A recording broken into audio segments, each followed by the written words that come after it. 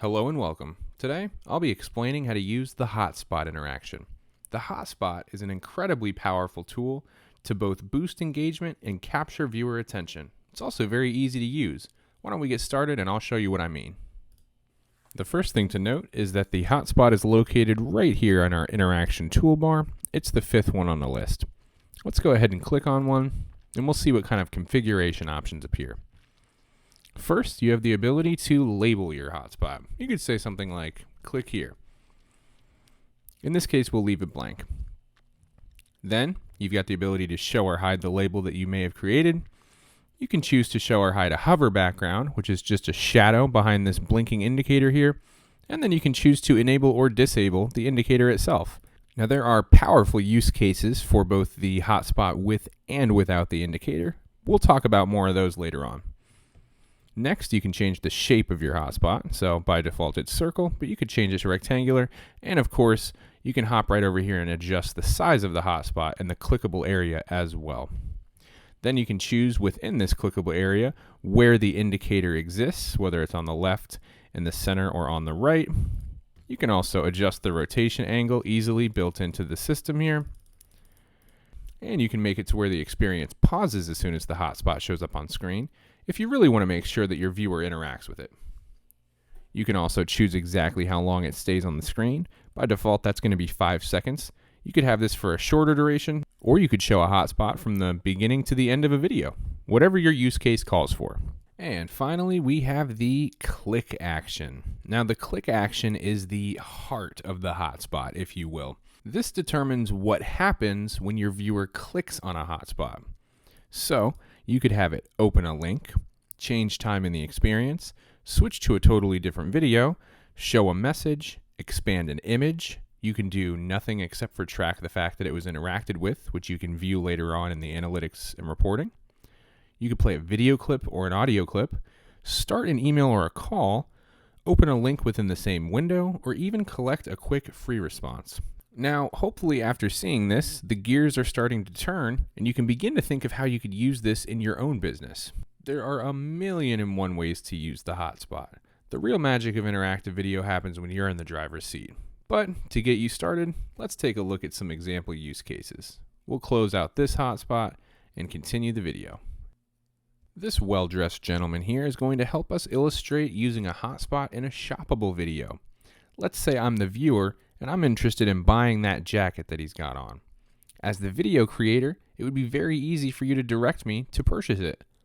Simply add a hotspot, move it right over the article there.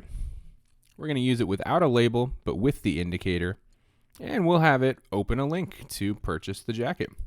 So as the viewer, I'm watching the experience, the hotspot pops up, I click on it, and just like that, I'm routed to the item and I can easily add it to my cart and make a purchase.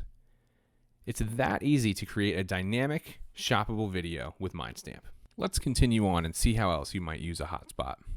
Now this is one of my personal favorites. Did you know that a hotspot without the indicator can be just as or even more effective than the hotspot with the indicator? I'll show you what I mean. When you take a hotspot and you use it without the indicator, it allows you to activate parts of your existing content. You can take anything in your original video and assign an action to it, making it interactive. This helps you maximize what's on screen and future-proof your content. Let's use the Wallace Monument, for example. I'm going to go ahead and encompass this monument here. Now, think about a YouTube video, for example. Your viewer can click all over this all day long and it's not going to do anything. But with the power of the hotspot, it becomes an action item.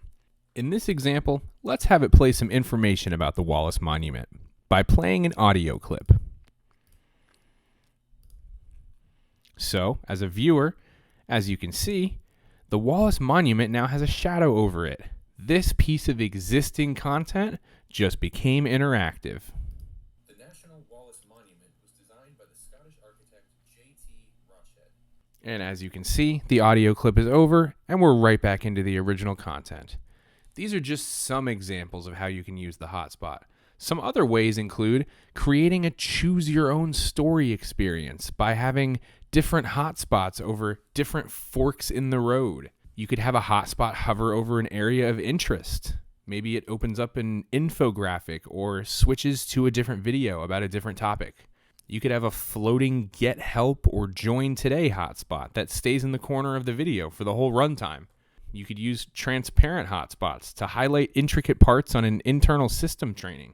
You could take your viewers on an interactive tour, and you can use hotspots to add additional context to on-screen content.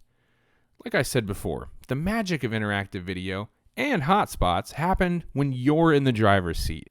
So now it's your turn. Take what you've learned about the hotspot and start making engaging videos today. And be sure to check out our other tutorials to learn how to use all of our other interactions. Thanks so much for tuning in, and happy innovating.